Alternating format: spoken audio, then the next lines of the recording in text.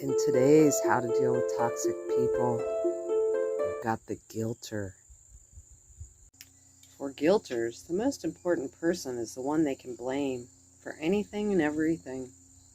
Without a person to accuse, guilters would have to face responsibility for their own decisions and failures.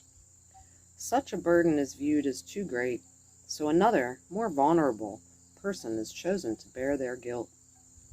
As they watch the other person strangle on all of that guilt, there can be a perverted sense of satisfaction.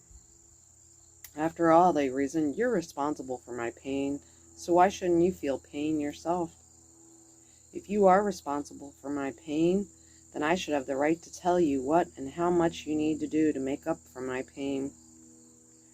True guilt is a God-given blessing, one meant to motivate changed behavior and elicit appropriate remorse for wrong actions. But guilters know nothing of true guilt because they avoid it themselves. Instead, they rely on false guilt, manufacturing whatever reasons are needed to keep the other person in line and willing to accept the burden of guilt. Once weighted down with guilt, the other person is much easier to control. An Old Testament proverb speaks directly to this kind of person. Acquitting the guilty and condemning the innocent, the Lord detests them both. Proverbs 17:15.